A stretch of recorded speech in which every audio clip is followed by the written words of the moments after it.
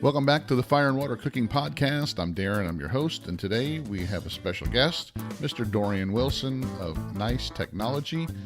They have spent the last 2.5 years putting together a brand new Sous Vide Circulator. I'll be right back with Dorian Wilson to discuss the Nise Wave Sous Vide Circulator. I'll be right back. Smoking, grilling, getting hot and hotter, sous vide and chilling from fire and water.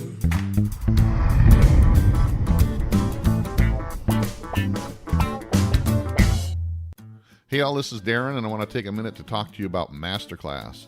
I just signed up for Masterclass, and I can tell you what, it's well worth it. Masterclass is where you can learn how to cook from Gordon Ramsay, you can learn how to sous vide from Thomas Keller, you can learn how to make Texas barbecue from Aaron Franklin himself. All these classes are available on Masterclass, plus many more. Masterclass has great video content, interactive assignments, social interaction with the Masterclass community, all for just one fee. You can either buy each individual class for $90 each, or you can sign up for the annual pass, which gives you access to all their classes for just $180. And that's what I signed up for. Check it out, guys. Masterclass has some of the best online training you can find. Check it out, guys, in the link below. Masterclass, amazing. Now on to the show. Welcome back to the Fire and Water Cooking Podcast. I'm Darren, I'm your host, and today we got a real special guest, Mr. Dorian Wilson. He is one of the developers of the Nise Wave, and he is from Nise Tech. They have a new sous vide circulator come out they've been working on for a little while. And Dorian, go ahead and introduce yourself. Tell us who you are. Hey, yeah, so I'm Dorian. I'm the Chief Marketing Officer at Nise. I'm one of the co-founders. I've been with it since the beginning, since before the Kickstarter.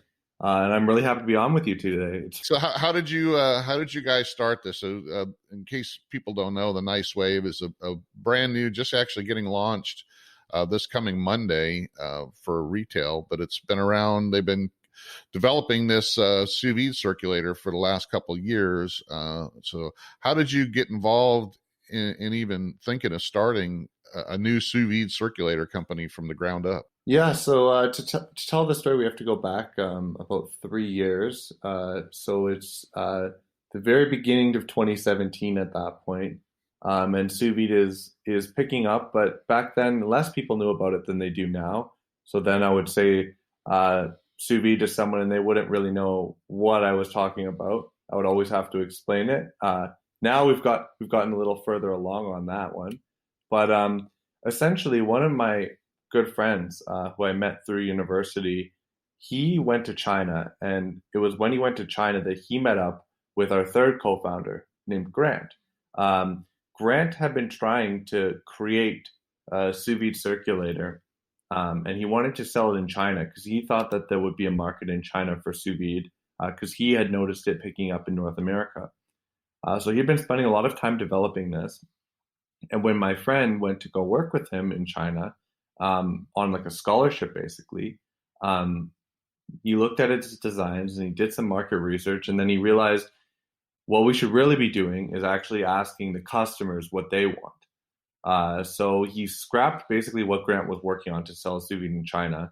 And instead he started looking to ask communities. And that was about when I got involved because he came back to North America and he started working on trying to figure out, okay, is there a place for a new sous vide circulator? And if there was, what would that be?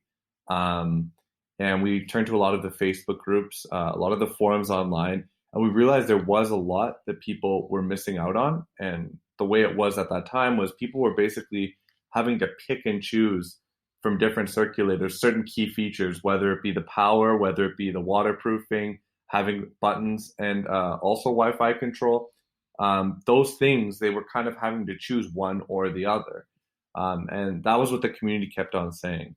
So he started working on that. They started doing some rough mock-ups, sketches, designs. And that was when I came on board. And originally I was just I said, hey, I'll help out with the marketing where I can. But as I got pulled deeper and deeper into the project, one day we kind of looked at each other and we're like, okay, so I guess we're all co-founders. I guess this is the three of us doing this. And yeah, I guess that's the medium short version of it. Now, did any of you guys have culinary experience at all? Is it strictly you had some kind of tech experience, or where did your experience come? From the food angle of it, the one who actually had the most culinary experience was actually Grant. So in China, he's fairly well known, and he's actually he's kind of got a affinity towards food. So he's well known as being a foodie. He actually is famous for having once taken a 6-hour flight for a bowl of noodles from a certain restaurant that he particularly likes. So he is the one who kind of had originally the most background in food, the most knowledge, the most understanding of different cooking techniques. But what's interesting is because he works in venture capital in the hardware space, he kind of applies what he knows about cooking and cooking techniques, and then he looks at what factories are able to produce in China, and he thinks, how can we incorporate cooking techniques into these, like the capabilities of these factories, like what they're able to make. So going from there, things just kind of progressed and progressed. And we did our Kickstarter, and I guess I'm skipping ahead a bit, but now we actually have a chef on board who's really cool. His background is deeper than all of ours in cooking.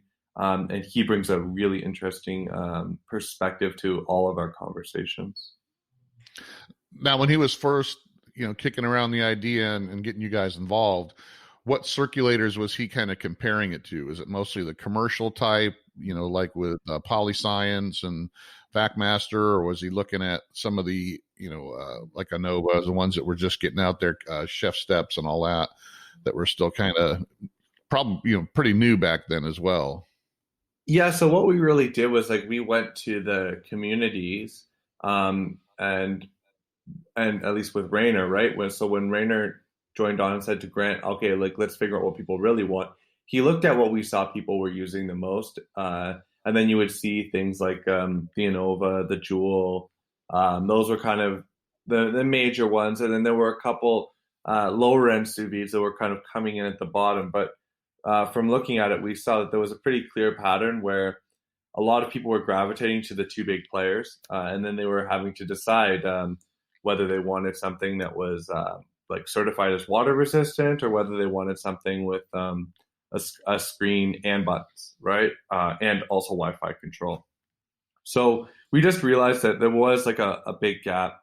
So what we settled on with a nice wave was something that's 1200 watts, which is it exceeds what those other players were producing, but at the same time it has a screen and buttons. So like there's one, I think which one doesn't have a screen and buttons. It only has app control. And then to build on that, we were also saying, okay, we wanted it to still be compact. We didn't want it to be very large, so we kind of modeled that after one of the circulators that people seem to like for its compactness, and you end up with something that's powerful, screen and buttons, also water resistant, and with a great app.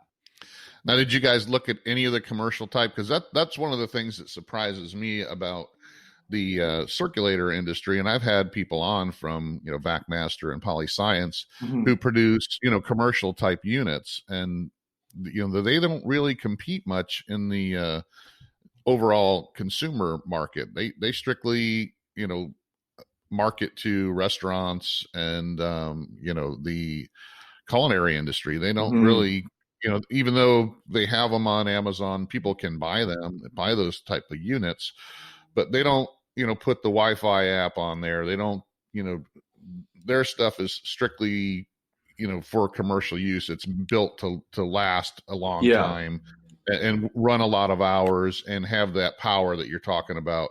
And, I've had a couple of guys, I'm like, why don't you really, look and see what the consumers are? Because they're just like, well, that's just not our market.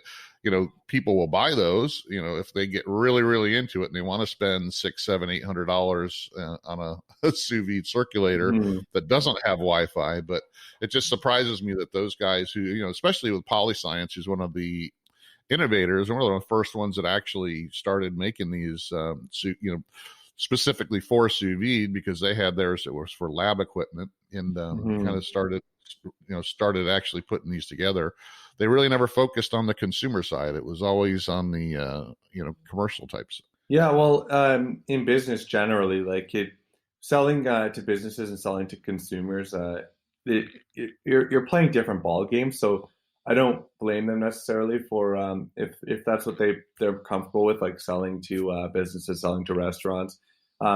It's a different way of selling, and I can totally understand that. Like they might not have someone on their team who's necessarily able to produce the Kickstarter and create a video that will inspire people to want to buy it. And then it's a pretty ruthless space, like the consumer space. So I don't really fault them, but we definitely learned a lot from them. So there's a couple restaurants that are actually using our device. They're using it in like a commercial capacity because it's with 1200 watts, you can do a very large volume of water. And they've been actually cooking for like their entire restaurant. And they've swapped out an older commercial sous vide unit, one of the ones you had actually mentioned, and they started using our device in its place. So we were most inspired by like their precision. Like when we were developing our precision, we like that they have their roots in like lab equipment in commercial applications where the precision is so important. With our engineering, we did a lot of really interesting things with the device because we wouldn't allow our software to really make any kind of approximations. So we wanted it to truly be like that 0.1 degree precision. What we ended up actually doing was the temperature probe. If you're looking on the bottom of the device, you'll actually see that the base plate has a little bit of a channel cut in it, and the temperature probe actually extends out about half a centimeter. There's feet on the device, so it doesn't extend out farther than the feet, but it just pokes out. The actual reason for that is because our engineers, by pushing them to be more and more precise, they figured out, well, here's something that other sous vide circulators are doing, which they probably shouldn't be, is that a lot of the time, the temperature probe is very close to the actual heating coil. What that does is it just means that the software internally has to kind of do that calculation. So it has to account for the fact that because the probe is so close to the heating coil, the reading is going to be off, and it's going to be off by around this much degrees too hot.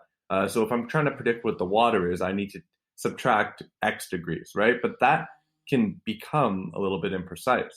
By extending our probe out further, it's closer to the water that's in the actual pot. In fact, the probe is actually poking right into the pot water, not the water beside the coil on the inside of the device. It's now getting an exterior reading. And what we're able to do is we make significantly less of a approximation that other sous vides would need to make. And we can get very, very precise. So it's quite impressive. I had it in like a huge tub of water in China. Like I kept on telling the people in the factory, like I want to test in a larger pot, a larger pot, a larger pot. They ended up wheeling something in, and I believe it was definitely over 20 liters, but I'm thinking it was around 30. I had a measurement at the time because to get the measurement, I actually had to put a measuring tape in it, and I measured like height times width times depth, and I actually had to do like an equation to figure out how much water was in it. It might have even been close to 40. I wish I had that information just on the top of my head, and it was really interesting. I was poking we had like a thermopen, and I was testing the water, and it's like, as long as it was fairly close to the device, it was hitting the temperature right on. As I got a little further away, the temperature was dropping by about half a degree. It was just like a recycling kind of tub, so it wasn't like thick or insulated. But I was very impressed with what they were able to achieve there. Yeah, and that's one of my biggest complaints. I've tested out and looked at many different sous vide units. Especially a lot of the cheaper ones, because I would get a Chinese company would contact me because of the YouTube channel or whatever, and they would say, we'll send you one to test out, and that I test them out. That's one of the things I test out first is how accurate is the reading, compared to a thermopen or an instant read, and then how accurate it is, outside of the right around the circulator. Is it actually circulating the water enough to keep the most of the water at that temperature. And that's one of the things I found, that some of these were just the even just around the circulator, the temperature was off, and it was because what you said is that the reading it's getting is right next to the the heater itself, and a lot of them didn't have the correct algorithm to try to figure it out, and they just left it the way it was. And I had some of them, they were actually 3, 4, 5 degrees different, just out in the water, just outside of where the circulator was. And it was kind of ridiculous. They're selling these things. They're just trying to get as many of them out. And if you look on Amazon, I mean, there's 10 new ones a day, and they all have different names, but they all come from the same factories and the same design. So they're not really like you guys. They have different names, but they have the exact. You can see the plastic pieces. And we've dealt with all of these kind of ideas. So, like, for example, with our device, if we want to make it in a second color, right? We know what that costs. Like you're gonna have to pay for the new like they have to mix the new color, and then they have to do a certain batch, and they're gonna have to get it right, and then you can produce a batch in that color, but it obviously has to be of a certain size of the batch. So sometimes there'll be a design that a factory is already making, and people will just produce it with like different colored pieces, right? So they'll make the minimum order for that, but then they'll sell it as though it's its own brand. And I mean, that's fine. It's just from looking at the community and looking at what people wanted, maybe we would have taken that route if one of those sous vides fit that need. Or you know what, if one of those sous vides fit that need, maybe we wouldn't have even pursued this any further, because we would have said that there's solutions that exist right now which make us not necessary. I think it was really because we saw none of those were waterproof, 1200 watts, compact, and the screen and buttons, like when you add all those features on, like you're in a class of about one. Maybe now I know Innova has their now Innova Pro, which I think that would actually fit all of those. But it's also, I believe, over $300, if not $400. So that's a bit over what we were thinking would be necessary to charge for something like that. Yeah, I have an Innova Pro, and it's still, it's all metal. So, I mean, it's built more to compete with the Polyscience and the Backmaster, the commercial type, the guys that are using it in a restaurant. But, it is a little bit heavier duty, but it's still not as compact. I mean, it's bigger than their regular Precision and the Nano, especially. So there are some.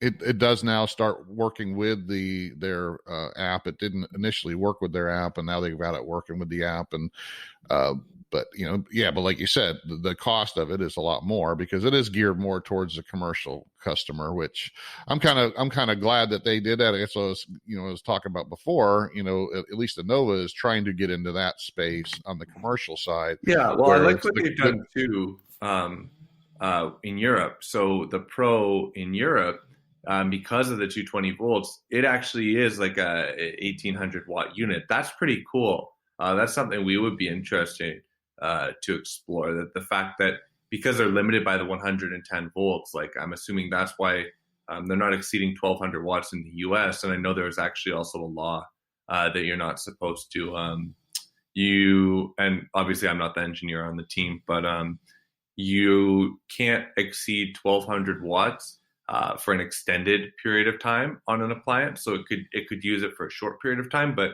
I guess sous vides are classified as running for an extended period of time. So that's why nothing can really go over 1200. So the 1200 bars is hard to beat unless you're actually, I believe, upgrading to the style of plugs that are used on like, some ovens and dryers. Like they have that massive bulky plug. Unless you're using something like that, you can't run anything over 1200. But I like what they did in the UK, where I believe it's like 1800, which I think is pretty cool if they're still doing that. I think the Backmasters run at like 13 or 1400. I think they're 13 or 1400 watts for what they say anyway. So I don't know what they actually run at, but that's what they're listed at. But I did a comparison between the Innova Pro and one of the Backmaster, that were actually $150 more than the Innova Pro. And the Innova Pro actually heated up faster, testing it with an instant read, not going by the algorithm that's on the unit itself. But so what that showed me is that sometimes it's not all about the watts, because it depends on for sure. where those The watts are science is going. really cool. Exactly. So what's cool is when depending how efficient an appliance is, usually the cause of the loss of efficiency is heat. So for example, when my computer is being inefficient, it's giving off heat, and that's kind of where the energy is going that's being wasted. Or like a light bulb, right? You're getting light, but it's losing energy as heat. What's cool is with something like a sous vide,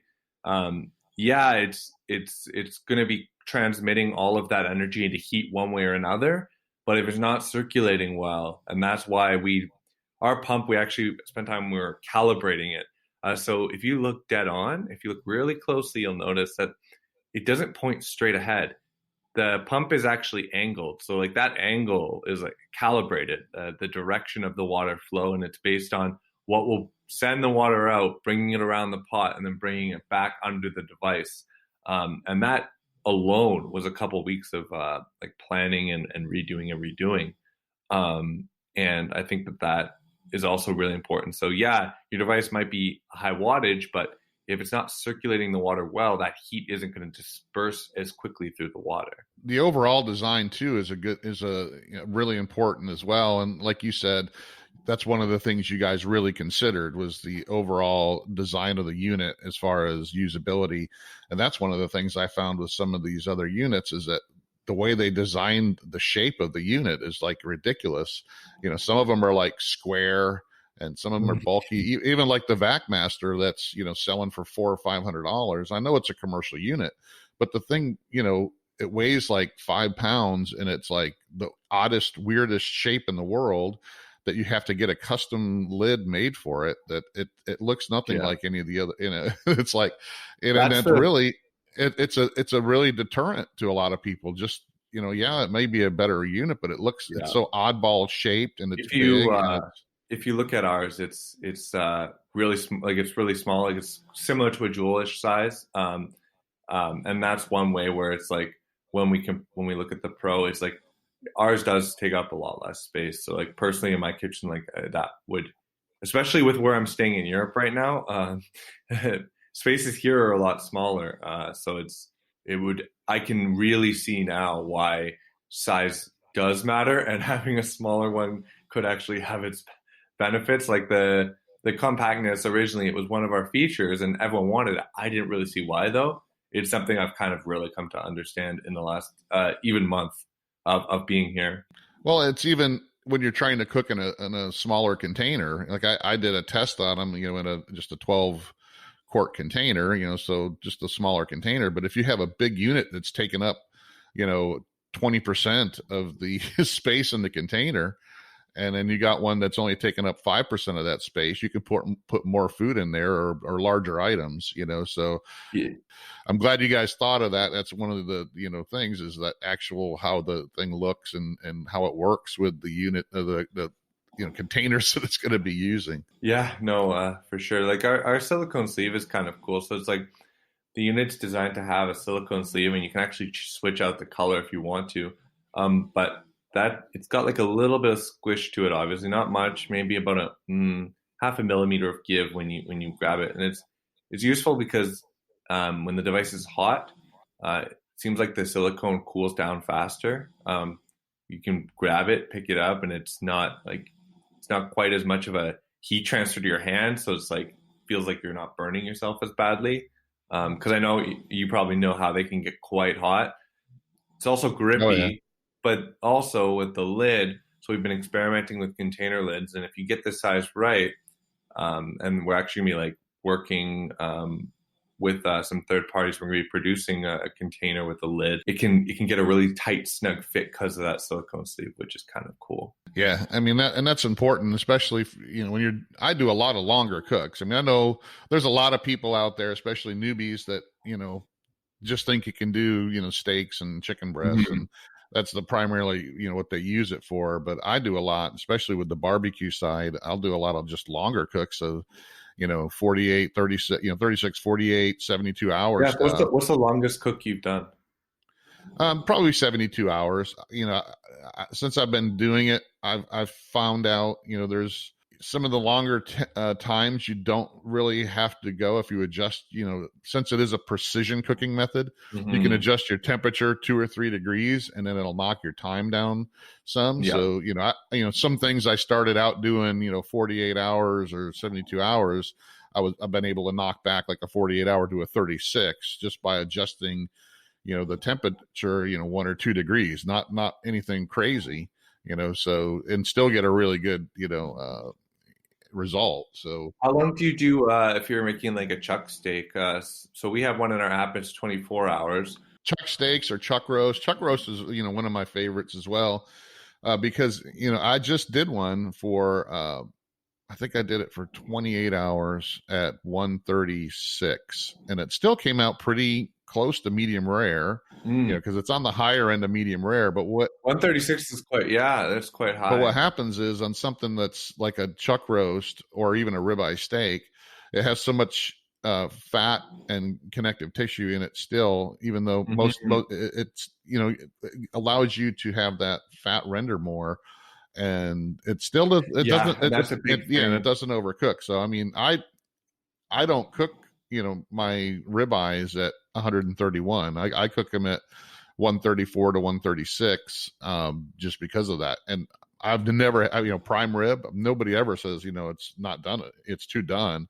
I mean, because I just literally just did a chuck roast, and my sister was up. She's never had one cooked sous vide, and she goes, wow, what is this? I didn't tell her what it was, and I did that at 28 hours at 136, and she was just amazed that it was chuck roast. I think, and you can tell me if you agree with this, I think one of the prevailing like misunderstandings that people will carry over from more traditional methods to when they try sous vide is they've really grown to think that they want it as rare as possible, for example. So it's like when you're in a restaurant and you're ordering it rare, it's because you want the inside to have like that certain texture that you associate as being rare, because you're scared that if you say anything more than that, you're going to be trying to eat the steak and it'll be like just like basically like medium well. But what I've noticed is with sous vide, if you set it to the temperature people will tell you as rare, so maybe like 129, right? It's not actually, it doesn't need to be that rare. It's like when you're going to cut through it at that point, you can feel your knife. It's almost catching on the connective tissue. It's not tenderized enough at that point. And actually, if you put it up a couple degrees, you'll actually like it better. So it's not that you need it to always be super rare, like what you would think when you're used to more traditional cooking. No, like 133, 134, you're getting that ease to cut through it that you want. And it's perfectly red. It's got lots of flavor in it.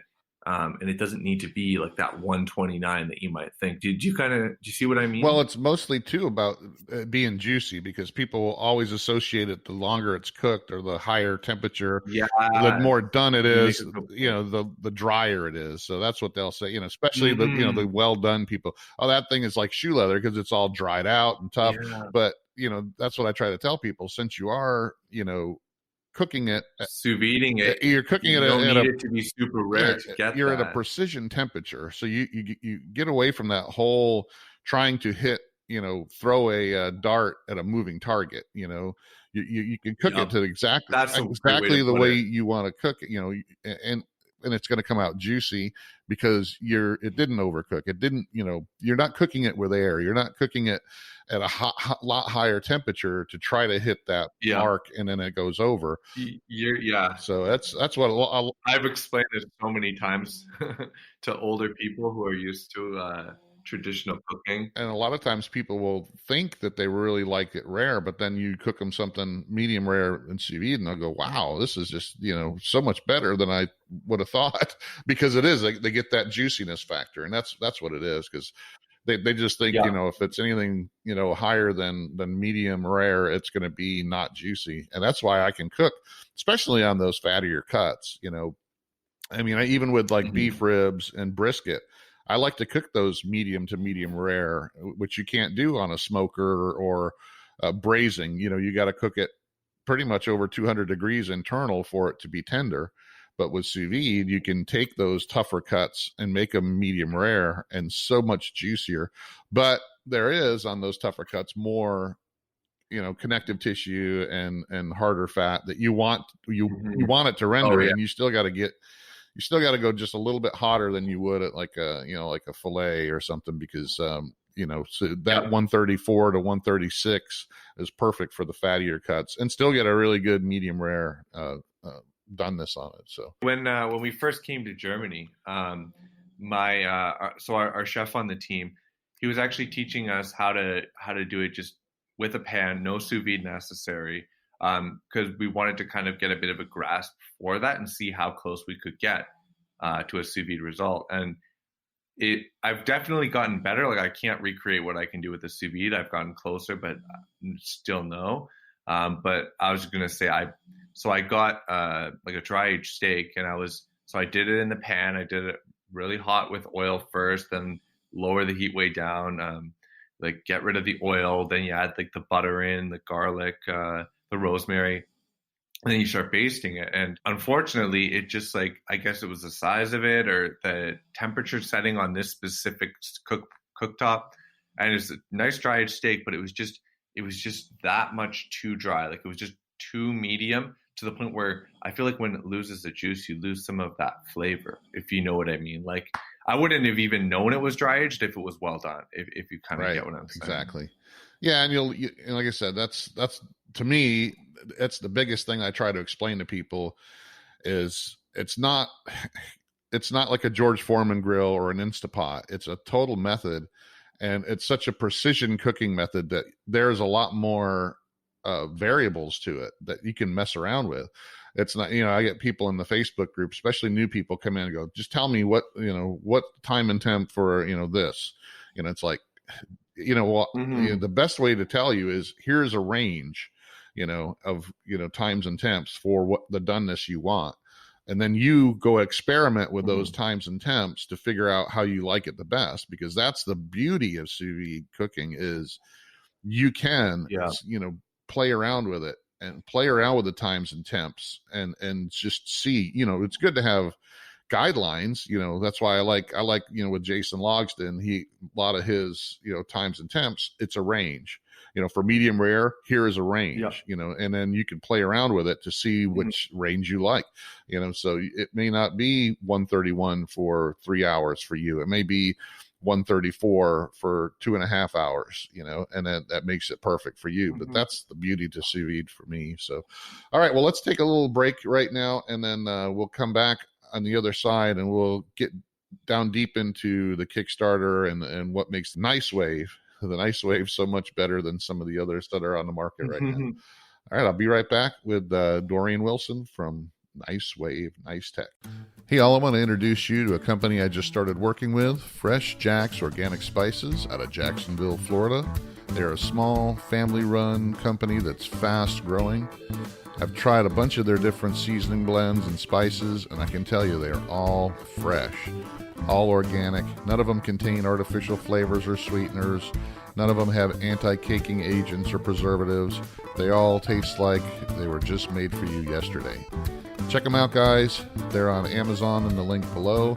They have different sample packs, different blends. Like I said, and they also have the individual seasonings and spices as well. Fresh Jack's Organic Spices. Check them out, guys. I love them. All right, so let's get down into the nitty gritty here and talk about this new product you guys are launching. It's been an uphill battle, for a couple of years now, and I think we had kind of talked about this offline, and I really appreciate it when people take the time to make sure things are done right before they release a product, for sure. Let's talk about how this thing started, back 2.5 years ago with the Kickstarter campaign and what you guys went through. Yeah, so I guess we left off when we were talking about how we came up with a spec list of everything we wanted in the device. So then we set to work actually building a prototype. That was fairly difficult. It took longer than expected. and we ultimately came out with one. So we did the Kickstarter video. We did all of like the graphics and everything for the page, and we launched it. And it did a lot better than we actually were projecting that we thought it would. Like we would have been very happy if we hit like 100,000 in sales. So we ended up like tripling that. We hit 300,000. Our goal was only 30. So we did quite well with that. But then came the task of, okay, now you actually have to make 2,500 of these.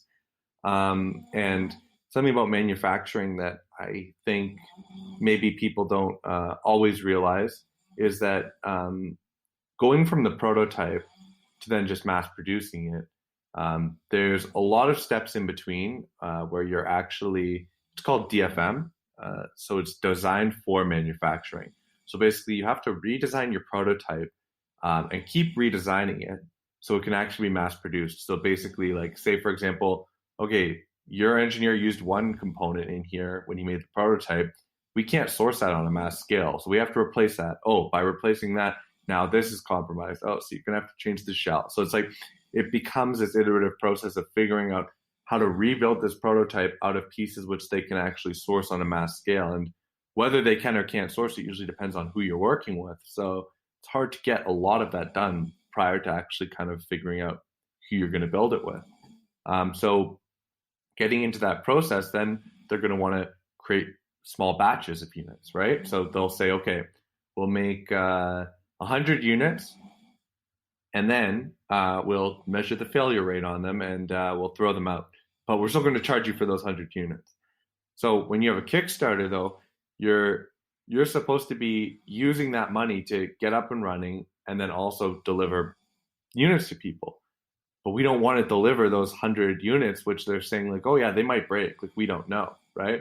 So it became a very tricky game of, we ended up definitely spending more. So we were spending our days, it's like we'd be replying to Kickstarter comments where people are asking, where's my wave? Like, what's the delay? And we're trying to make an update and make a communication about like why this is happening. But all evening we're calling people saying, hey, do you want to make an investment? Would you be interested in making an investment? And they basically would always say no. You know what I mean? Like prior to the Kickstarter, they'd usually be saying, oh, make a Kickstarter, we'll consider investing.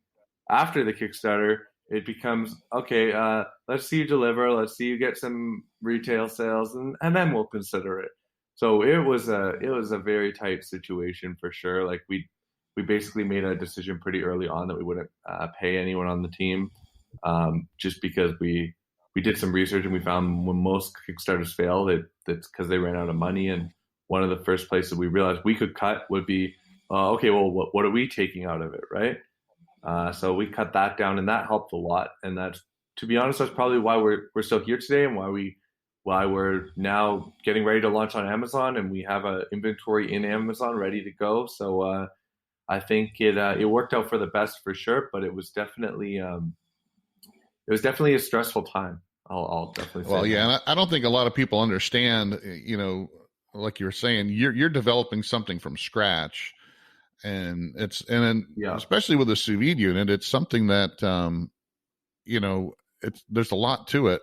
It's not just, taking something off the shelf and then sticking your name on it. Like a lot of people do without, on Alibaba, you can go on Alibaba and pretty much take an off the shelf one and just stick your name on it and, and start marketing it. You just order.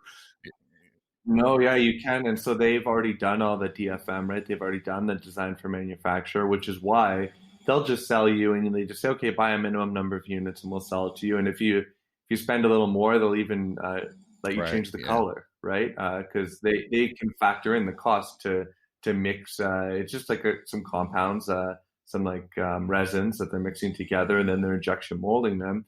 If you're willing to make a big enough order, they'll change the color, and then you can easily say, oh, this is a whole new brand. This is actually a different sous vide. And I've seen people.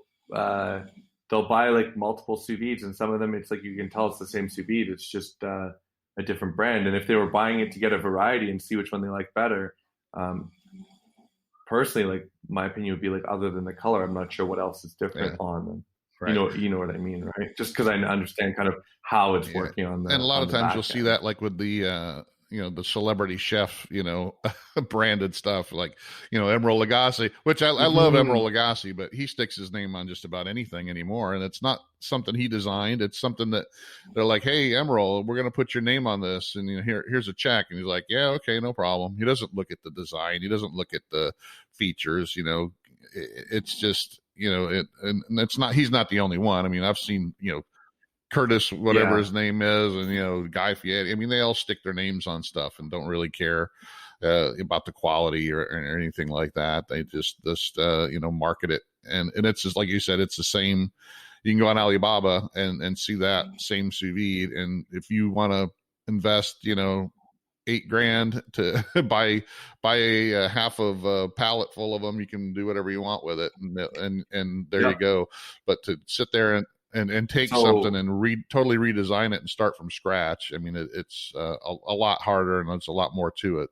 So one of my darkest days for sure was I had mentioned that they like to make 100, and then they'll test them out, and then they automatically will get thrown away. They'll make 100 and basically rigorously test them. We didn't have the money for that, so instead we were like, okay, make 900, right? And we'll ship them out to like our first group of backers. So they were working on that. They made 300 because that was the only way we could afford to do it.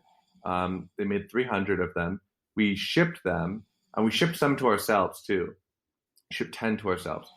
When we opened them and we started actually using them, we realized like they would like make a grinding noise and then they would stop working. And we're like, well, that's not good. And we also didn't like the cosmetic look of them. Like there were some problems there as well.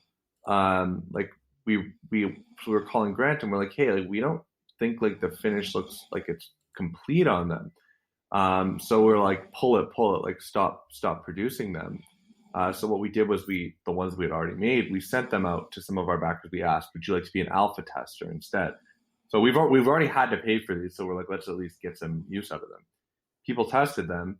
And they loved a lot of stuff about them. They're like, oh, it's really great in this way, and this way, and this way. I love how small it is. I love how quiet it is. But then it would always be, oh, but today it didn't work anymore. So we ended up then like taking everything we learned from that batch, right? And that batch normally in a normal manufacturing situation, customers would have never seen it. They would have never touched that first batch. The practice is that you test those and you throw them away. We had to send them because we had no choice. And it was pretty depressing at one point because we're trying to figure out, okay, so now we have to come up with the money for like additional units, right? It's like, where can we cut? Like we can't cut our salaries anymore. Luckily at that point, we found a couple people, like just local people who are willing to chip in a little money as a small investment. And that got us to the point where we were able to ship everything. And with the next batch, the failure rate was insanely lower. And then with the batch right now, it's we're actually beating like industry standards in failure rate. So there's an industry standard of what you would expect for a appliance to fail, and we're below that. So we're really even Joule and Innova have failures. I mean, I bought two Innovas myself, not the current models, but the one before it, and, the Wi-Fi units, and I bought one and it failed, and I sent that back and got another one, and that failed. So I know it's not just everybody has them, especially when you're dealing with overseas manufacturers and all that, and these type of sensitive electronics and stuff. You're always going to have. There's got to be a room for error in this kind of stuff. But, I'll tell you though, I think we take it to heart a lot more. I think because we did the campaign, so it's like when we hear stories about that, like even one failing, we feel like it's like a little bit emotional. Like you kind of feel like you've let someone down, right? So it really pushes you to get it right. And I'll give you a great example. So a lot of our competitors, a couple of them also have apps, I'm sure, as you know. A lot of people have trouble connecting the device to the app because the chipset, the common Wi-Fi chipset used in these kind of appliances, it can get muddled up by 5 gigahertz band of people's Wi-Fi. So say their 2.4 gigahertz is turned off, or say for some reason their router is just preferring to use the 5 gigahertz band. The devices can't talk to it very easily. And because most are dual band, it's usually not a problem. But you'll see on some of our competitors' pages, they have a disclaimer, like, just so you know, like, unless you have like a dual band and it's set up correctly, don't buy this. It's not going to work. Well, our CTO was like looking into it, and he would get complaints like, oh, I had a problem connecting. And these were the complaints that all the companies will see, right? But he's like, hold on. So he has a background. He actually worked at Facebook in Seattle. He left Facebook and joined our company shortly thereafter, before me and the chef joined. So it's right around the same time. So that kind of rounded out our full team. And not to bore you with the technical aspects of it, but basically our CTO figured out, his name's Brendan, and he was like, hold on, there's a way to work around this. And what he ended up doing was he created a way where he figured out a lot of the time when these devices aren't connecting, the people, it's not actually the fault of the device. They do have a 2.4 gigahertz band, but for some reason the device just isn't recognizing it. And I think I can get around this. So what he ended up doing was he actually set up a mode. So we have a second mode when you're trying to connect. If the first one doesn't work, it'll prompt you. And the device itself becomes its own personal hotspot, gives off its own wireless network. You then connect to your device's wireless network. It uses that to transmit the password information that it couldn't get before.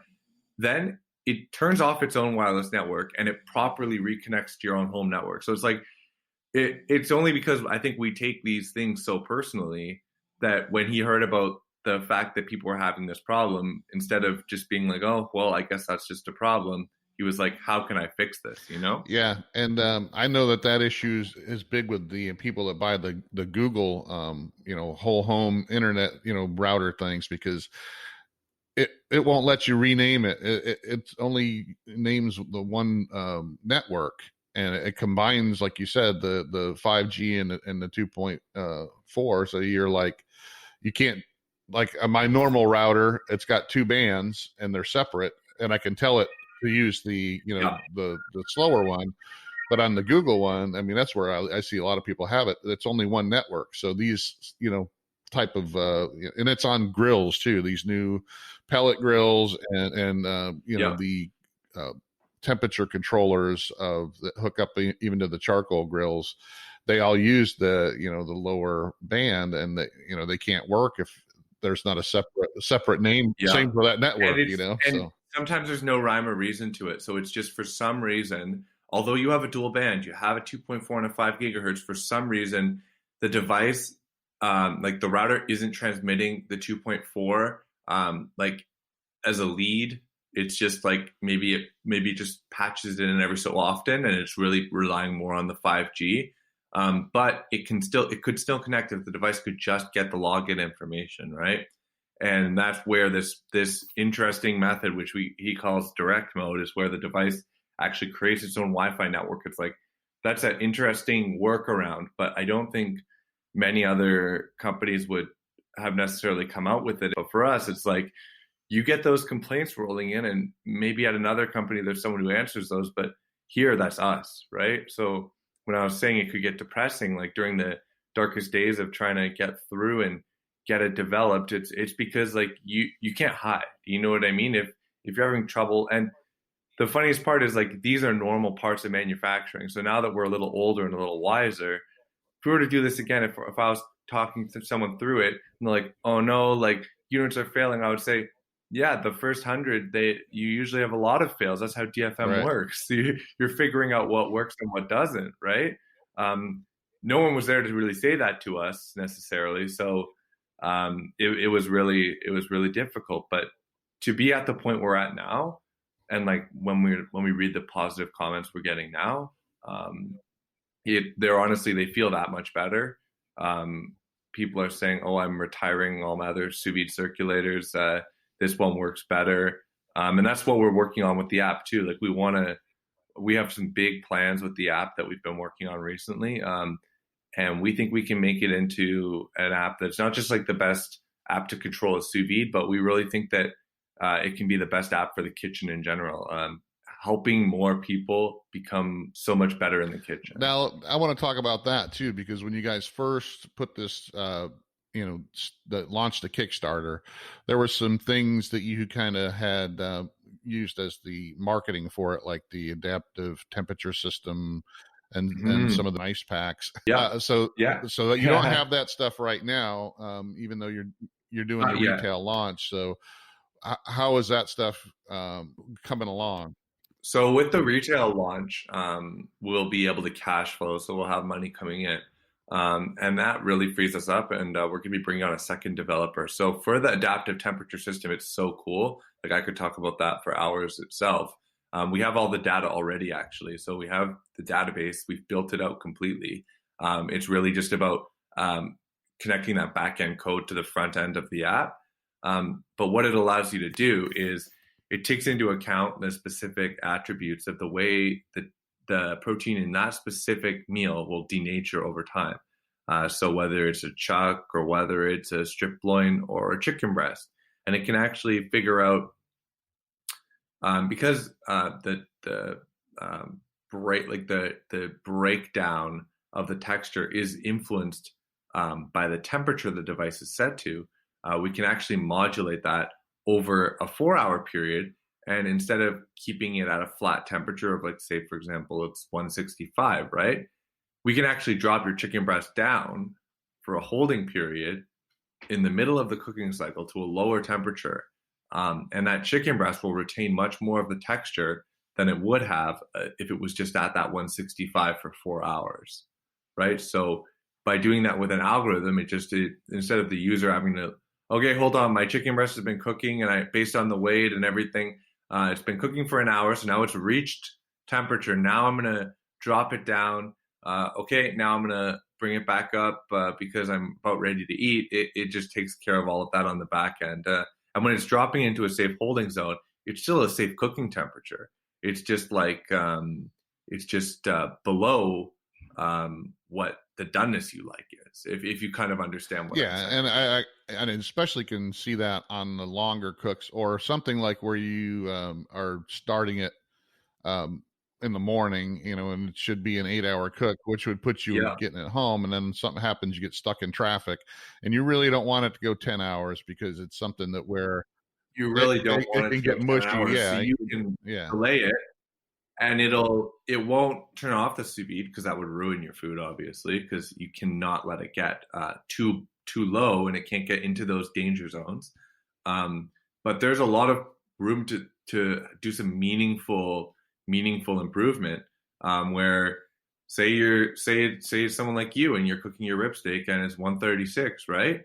It drops it down to 128, 127, something like that, and don't quote me on these exact numbers because I don't have the database open in front of me, but as long as it's within a safe cooking temperature, let's say 129. You're saving about that's 8 degrees. That can actually make a meaningful difference over an extra hour that you're delayed on the interstate. Now, is it going to be doing that automatically, or is that something you have to set it up for? No, so it would be something you would turn on, and actually when you turn it on, it'll alert you that, so this is in beta. It's not perfect, but we did a really massive experiment where we went over to one of our co-founders' houses, Rainer's house, and he made 50 steaks. And by the end of it, like, I feel like my mouth, the inside of it, I could just taste the beef still in my mouth. But and it was, we all across the board preferred the delayed one. So basically he would do one where he would just cook it for 6 hours. Then he would do another one where he would do the ATS. So he would do it for 6 hours as well. Same doneness, or like same target, like sort of like same temperature, but he would lower it down in the middle and he'd be like, which ones has a better texture? And you could tell, like, the one that went for too long, it starts to lose that correct texture. But the one where it was dipped down preserved an impressive amount. So we're excited to roll that out. It's just when you're rolling out anything, like any kind of app, you got to do it in sprints. You got to do it in sections. And if we had have done the ATS first and not have had recipes at all, people might have been even more angry. Right. Yeah. So we've only had a couple people ask, hey, when's that coming? Where is it going to be? Versus like something they were more concerned about was they wanted recipes. So we have over 100 recipes in the app now, which is something we're really really proud with. And users are actually going to be able to upload recipes pretty soon. But we've got a couple influencers, like people who are really like thought leaders in the sous vide space who we're already working with them to get some of their recipes in. Maybe you can. Maybe this can be my pitch to you that you can let me put one of your recipes in. Definitely, I've got a couple out there, and in the Sous Vide Summit cookbook out there too. So I'm not opposed to doing some recipes for you guys. Now, what about the Nise packs? Now that's something where you could you guys send out like some sauces, and it kind of has. It gets really interesting. So basically, we're looking at all of our options, but essentially, we want the app to itself benefit people, and we're looking at the different areas where people could use a little bit of extra help. And typically, the ways you can actually help people, they don't usually involve selling them things. So, like we've been doing more and more research, and to be honest, like people would seem to think that they would benefit a lot more from learning pathways, where it's not just a chain of recipes. But I'm not sure if we have any video gamers who are listening, but it's kind of like when you're playing through a video game on story mode. So you'll have missions that you're doing. So imagine that like the recipes you're cooking. But then you also have little cutscenes, which in our case would actually be like little miniature lessons, which might pertain to something you're gonna be doing in that recipe. So maybe they've never sweated onions before. They don't really know what that means. A short little lesson that kind of pertains to that. And then if you're going through the learning pathway, and maybe it's a British food learning pathway. So that's the name of it, right? It's like the British kitchen. You're going through it. The final meal you cook might be a beef Wellington. You could consider that like, once again, if you're like playing Mario or something, that's like battling Bowser. That's the big boss. But along the way, we've been teaching you through recipes, little techniques that'll contribute to it. So you've already had to dice up and use mushrooms in like a meat pie recipe, or maybe in the meat pie recipe was where you actually learned how to create like a pastry crust, right? So we're easing people into it, and that seems to be something that people are really, really interested in. And then our recipe steps, people want to, in general, be more social in the app, and we've kind of noticed that. So we're going to be adding the ability to leave comments on recipe steps, so you can actually. Maybe I cooked it and I would really prefer 1.5 tablespoons of vanilla. And I think other people might benefit from that information. Instead of just commenting on the recipe itself, you can actually comment on that step. Be like, hey, here is what I would do if you're interested. And then the third way you can do it, though, and this brings it back to the Nise packs, is if people are having trouble sourcing certain sauces or certain spices, you can work with some like the best spice suppliers or the best sauce suppliers. And the good thing about spices and sauces is they last much longer, right? So you don't want to be dealing with stuff where it's got a tight expiry date. So maybe that's something we add too. It's always something we're open to. We've been talking to food distributors. The thing is with something like that, right? We're not experts at mixing spices and prepackaging spices. So that's something where we would be much happier working with someone where that's their expertise. But if it's helping people and it's an option for them, that's something we're interested to do. Really, like, same with the device itself, like designing it based on what the community wanted. I think that's how we're really looking at the app as well. So it's like, if people would prefer to learn than to buy spices, we're going to put our time into teaching them. I kind of agree with that. I agree 100% that that way, and even maybe having some more options on the app than others have. Like I don't know if you're familiar with faux aging. It's actually using it faux aging, where you actually, when you're cooking, especially on the beef on steak, where you can actually put it in at a lower temperature for 2 or 3 hours. Let's say I just did it with some top steaks, where you put it in at 113 degrees for 2 hours, and what it does, it kicks in the enzymes that are normally in wet aging and dry aging that tenderize the meat and give it a little bit of different flavor. And you do that within the safe time. I know you're going to be in the danger zone, but there's also a time and temp factor in the danger zone. You can still, it can still be in the sous vide at a temperature like 113 for 2 hours, because you got a time before the bacteria really starts to grow. So what people do is, they actually put it in at a lower temperature for a couple hours, and it kicks in the enzymes that normally would be in the wet aging or dry aging of beef, and it accelerates them to a point where then you crank the heat up to, the 131 or whatever you're cooking it at.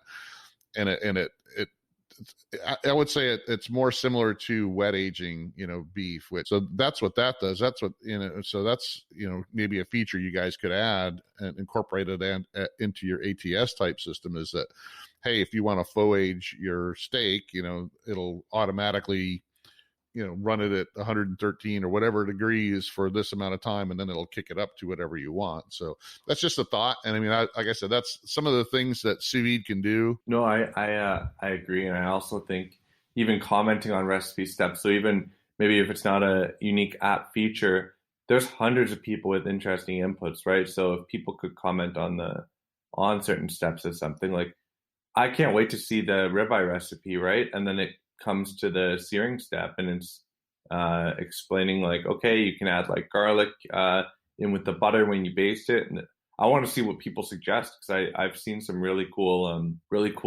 suggestions. And like I said, that's the great thing about sous vide. It's such a, you can do so many things with it, and it's so much more than just cooking a steak or cooking a chicken breast perfect. There's so many things and variables, and that's why I know that's the fun part to me. It's not just, and that's where I see where if you have something like your adaptive temperature system or other things, that to me that's the fun part, is playing around and adjusting and making stuff. So I can see where that can be a really good thing. So. All right, so you're rolling out the retail on Amazon on Monday. Is there anything you want to talk about on that? Because we're going to get wrapped up here soon. For sure. So it's going to be going public on Amazon on Monday. So if anyone's interested in checking out the page, you can just search Nise Wave.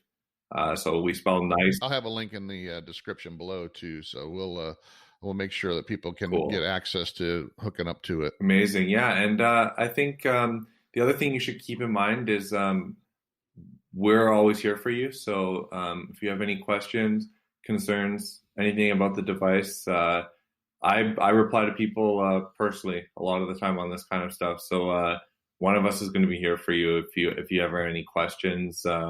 We had someone purchase our device on the Kickstarter, and we found out later that they were visually impaired. They couldn't see. I wrote an email, and it was about 2 pages long, explaining like how to find every button. So I was like, okay, start with your finger here. You'll be able to find this one. So if you guys have any questions or anything like that, we're here for you. For sure. It's something we care about a lot. And I think that's important to let people know, is that you guys are continually working on developing the product. It's not, you may be rolling out the physical circulator right now, but you're going to be adding things to it, and especially to the app and some of these other functions and abilities for it down the road that they're going to be able to be. The app is cool because we got the inspiration from like how Tesla cars work, is where they can beam out a firmware update to the cars, and it'll actually change how the car handles. So we made the firmware on our device flashable, which means over time, if for any reason we wanted to improve, like maybe we found a way we could improve the heat time a little. Maybe we find a way that we can actually improve like the water circulation. Surprisingly, there's ways you can actually flash the firmware out, and all the devices suddenly they have that improvement on them. So that's something we made sure to do, so we can keep even the device as much as we can. We can keep improving that once you already have it. So your initial rollout's going to be on Amazon. Are you going to have your own website as well and look for other retail outlets? Yeah. So the website, the Amazon is first, and then the website's going to be coming in a little bit. The Amazon's obviously good because we want kind of people to discover us and find us, and if they're already on Amazon, maybe looking at Sous Vide's we want them to see that we're there as well. Yeah, that's pretty much a must-have anymore. All righty, Dorian, I appreciate you being on, and I will post up in the description below so people can find the Nise Wave and check it out. And I look forward to checking it out myself and dealing with you guys in the future. And anything else you want to talk about? No, I was just gonna say that's amazing. I really appreciate you having me on. It's been fun to chat. I want to try doing a rib steak at 136. Maybe you can send me your recommendations after the podcast. But no, overall, I'm super happy, and I'm just really excited to get it launched. Yeah, I bet. Are you also? Let's talk about the Sous Vide Summit. You guys, I know I kind of hooked you up with Jason and Mike. Are you guys looking at possibly participating in the Sous Vide Summit in August? Well, I can neither confirm nor deny. I feel like if people go there, there's most likely a very high chance they'll see us there. Yes. Great. All righty. I look forward to it, and maybe seeing you out there. And thanks again for being on. I appreciate it. Cool. Amazing. Okay. Take care. And everyone else too. Take care. All righty. Thank you. Well, thanks again for joining us, guys. I want to thank Dorian Wilson from Nise Tech for being on, talking about the Nise Wave new Sous Vide Circulator. You can find a link to the Amazon link for the product below, and I'll also link to their website. And check out Masterclass. Make sure you also check out Fresh Jack's Seasonings. Thanks again, and I'll see you again on the next Fire and Water Cooking Podcast.